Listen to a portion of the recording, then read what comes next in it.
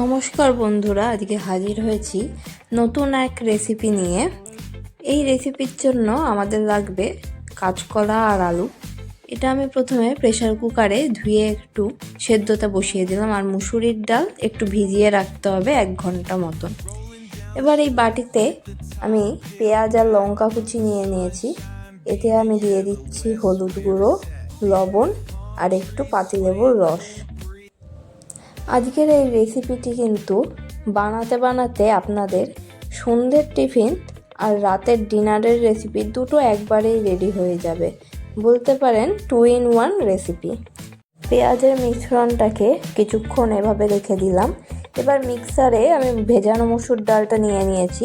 এটার একটা পেস্ট বানিয়ে নেব। যতটা সম্ভব কম জল দিয়ে এই ডালটার পেস্ট বানাতে হবে। এবার আবার কিছুক্ষণ পরে পেঁয়াজ কুচিটায় আমি গরম মশলা গুঁড়ো দিয়ে নিলাম। এরপরে এটার মধ্যে আমি দিয়ে নেব একটা ডিম। এটা কিন্তু নিরামিষও বানানো যায়। আপনারা ডিম আর পেঁয়াজ কুচিটা বাদ দিয়ে এখানে অল্প টমেটো কুচিও দিতে পারেন। এটা দিয়ে একটা বড়া বানানোর মতন একটা ব্যাটার বানাতে হবে। এখানে আমি সেদ্ধ করা আলু আর সেদ্ধ করা কাঁচকলাটা খোসা ছাড়িয়ে আমি নিয়ে নিচ্ছি। এইগুলো নিয়ে ভালোভাবে এটাকে চটকে ভালো করে আগে মেখে নিতে হবে।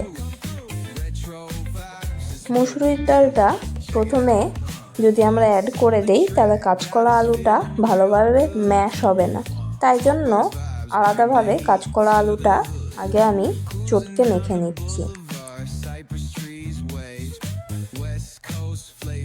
এইবার আমি ডালের পেস্টটা আমি দিয়ে নিচ্ছি।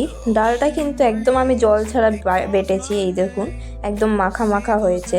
আর ডালটা পুরোপুরি পেস্ট ফাইন করতে হবে না, একটু গোটা গোটা ভাঙা ভাঙা ডাল থাকলেও এইটা কিন্তু খেতে বেশি লাগে। খুব বেশি একদম মিহি পেস্ট করার প্রয়োজন নেই। এটা ভালোভাবে মেখে নিয়ে তারপর আমরা বড়া বানানোর দিকে চলে যাব। কড়াইতে এবার আমি তেল গরম করতে বসিয়ে দিয়েছি। আমি খুব বেশি তেল দিচ্ছি না, এমনভাবে তেল দিচ্ছি যাতে বড়াগুলো ভেজে আমার ঝোল হয়ে যায় রান্না। এরকম হাতের সাহায্যে চ্যাপটা চ্যাপটা করে আমি বড়া বানিয়ে তেলে ছেড়ে দিচ্ছি।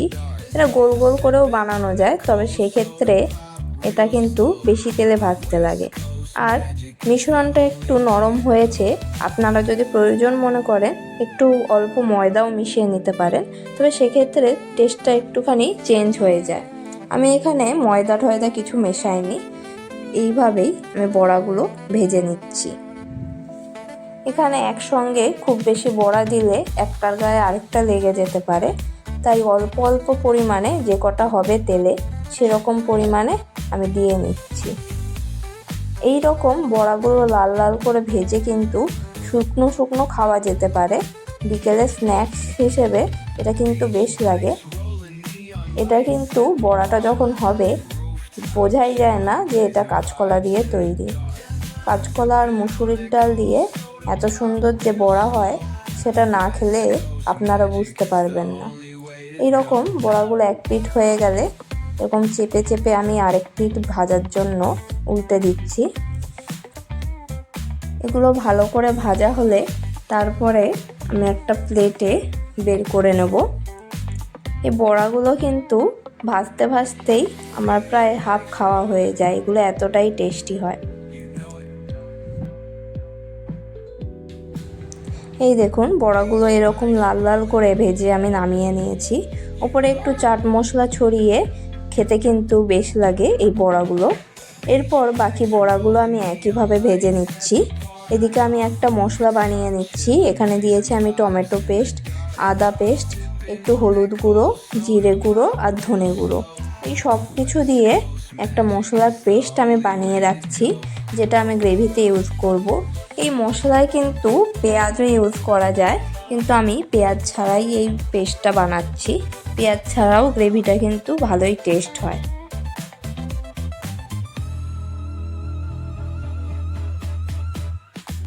বড়া সব ভাজা হলে বাকি তেলে আমি একটু দারচিনি ফোড়ন দিয়ে নিচ্ছি।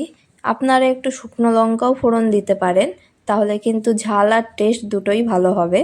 এবার আমি ডুম ডুম করে কেটে রাখা আলুগুলো এখানে দিয়ে দিচ্ছি তেলের মধ্যে। সামান্য নুন দিয়ে আলুগুলো আমি হালকা ভাজা ভাজা করে নেব।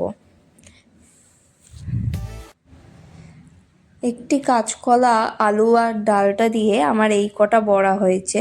এখানে কিন্তু আরও 5-6টা বেশি হয়েছিল, সেগুলো আমার এমনি খাওয়া হয়ে গেছে। মোটামুটি 14 থেকে 15টা মতন বড়া একটা কাঁচকলা একটা আলু দিয়ে হয়। আপনারা বেশি করে বড়া করতে চাইলে পরিমাণটা সব কিছুরই বাড়িয়ে নেবেন। এবার আমি মশলার পেস্টটা আলুর মধ্যে দিয়ে নিলাম। এবার এই মশলাটাকে ভালো করে কষিয়ে নিতে হবে। ঢাকনা দিয়ে দিলে আলুটাও সেদ্ধ হয়ে যাবে আর মশলাটাও বেশ ভালো তেল ছেড়ে দেবে। দেখতেই পাচ্ছেন মশলা একদম কষানো হয়ে গেছে। মশলা কষানো হয়ে গেলে ভালো করে তারপর এতে আমি জল দিয়ে নেব। মশলাটা একদম ভালোভাবে কষানো হয়ে গেছে। এবার এতে আমি গরম জল দিয়ে নিচ্ছি। গরম জল যে কোনো রান্নায় ইউজ করলে কিন্তু টেস্ট ভালো হয়। এখানে একটু বেশি করে জল দিতে হবে, কারণ বড়াগুলো সব এর মধ্যে নরম হবে আর বড়া জাতীয় জিনিসে কিন্তু খুব বেশি জল টানে। এবার এখানে সামান্য আমি নুন দিয়ে নিলাম। আলু ভাজার সময়ও আমি নুন দিয়েছিলাম, বাকি একটু দিলাম ঝোলে যতটা লাগবে। আলুটা সেদ্ধ হয়ে গেলে তারপর বড়াগুলো দিয়ে দিতে হবে। দেখতেই পাচ্ছেন এখন ঝোলটা কিন্তু অনেক আছে, কিন্তু এটা ফোটাতে ফোটাতে ঝোলটা একদম কমে যাবে আর বড়াগুলোও কিন্তু নরম হওয়ার প্রয়োজন আছে। দেখতেই পাচ্ছেন ঝোলটা কতটা একদম ফুটে গেছে। এবার এই পর্যায়ে একটু চিনি দিয়ে নেবেন আর একটা আলু আর বড়া একটু ঘেঁটে দেবেন ঝোলের সঙ্গে, তাহলে দেখবেন ঝোলটা কিন্তু বেশ ঘন হয়ে যাবে। এখানে নামানোর আগে আপনারা একটু গরম মশলা আর ঘি ছড়িয়ে দিতে পারেন, তাহলে কিন্তু স্বাদ আরও দ্বিগুণ হয়ে যায়। এখানে দেখুন ঝোলটা আমি কোন পর্যায়ে বন্ধ করেছিলাম আর তারপরে ঘন হয়ে একদম মাখা মাখা হয়ে গেছে ঝোলটি।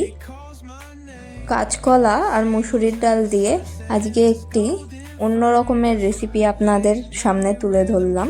কমেন্টে অবশ্যই জানাবেন আজকের রেসিপিটি আপনাদের কেমন লেগেছে। দেখা হবে পরের ভিডিওতে নতুন কোনো রেসিপি নিয়ে।